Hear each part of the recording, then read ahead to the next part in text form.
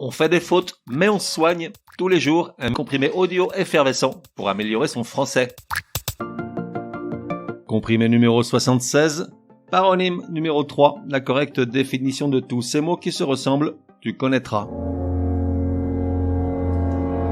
Spolier et spoiler, oiseux et oisif, émigré et immigré, frasque et fresque. C'est reparti pour un tour avec nos chers paronymes, soit tous ces mots qui sonnent presque à l'identique, qui se ressemblent énormément, et donc qu'on mélange facilement et fréquemment, alors qu'ils ont des sens très éloignés. C'est parti avec 4 nouveaux paronymes. Spolier et spoiler. Seul le i change de place après le l dans le cas de spolier et avant le l dans spoiler.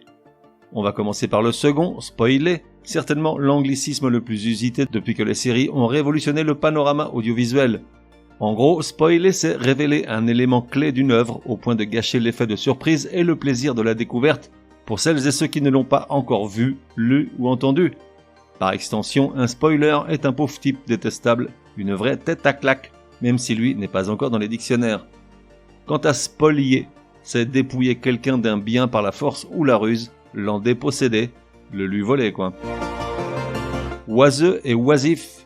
Oiseux, adjectif, qualifie quelque chose qui ne sert à rien, qui est sans intérêt. En général, il se réfère à des propos vides de sens, comme ceux de Patrick lorsqu'il parle de l'air du temps et de la crise qui couve. De l'autre côté, oisif, adjectif ou non, se réfère à une personne sans occupation, qui n'exerce aucune activité permanente. En gros, à quelqu'un qui se touche le glaoui. Le rêve de Patrick, malheureusement, le martini blanc, ça coûte cher. Émigré et immigré, adjectif ou non commun. Ça fait des décennies que l'erreur est commise avec un enthousiasme sans cesse renouvelé, c'est formidable. Entre autres dans les médias, et ça vaut pour tout le champ lexical des deux mots, émigration et immigration, ainsi que les verbes émigrer et immigrer. Pour faire simple, un émigré désigne une personne quittant son propre pays pour vivre dans un autre pays, tandis qu'un immigré désigne une personne entrant au sein d'un pays dont elle n'est pas originaire pour s'y installer. Un exemple avec ma pomme, pour bien illustrer la chose.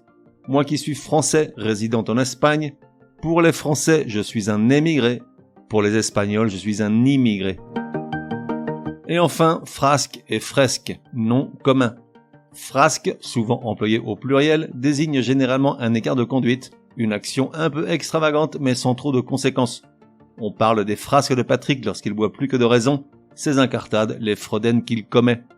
Fresque, en revanche, s'utilise le plus fréquemment pour parler d'une grande peinture murale, par exemple celle de Michel-Ange pour la décoration de la chapelle Sixtine au Vatican, mais il s'emploie également pour parler d'une vaste œuvre culturelle, littéraire ou audiovisuelle de grande ampleur, couvrant toute une époque ou une société. Résumé du comprimé numéro 76. Pour que ça rentre, comment bien faire la différence entre tous ces mots qui se ressemblent, appelés également paronymes. Spolier et spoiler. Spoiler, c'est révéler un élément clé d'une œuvre culturelle en éliminant l'effet de surprise, tandis que spolier, c'est dépouiller quelqu'un d'un bien par la force ou la ruse, l'en déposséder. Oiseux et oisif. Oiseux qualifie quelque chose qui ne sert à rien, qui est sans intérêt, qui fait perdre du temps, des propos vides de sens, tandis que oisif se réfère à une personne sans occupation, qui n'exerce aucune activité permanente. Émigré et immigré. Un émigré désigne une personne quittant son propre pays pour vivre dans un autre pays, tandis qu'un immigré désigne une personne entrant au sein d'un pays dont elle n'est pas originaire pour s'y installer. Frasque et fresque.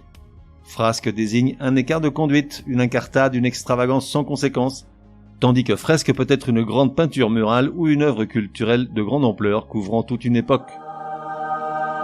On fait des fautes, mais on soigne, te donne rendez-vous demain pour un nouveau comprimé, au moins aussi énervant que celui-ci.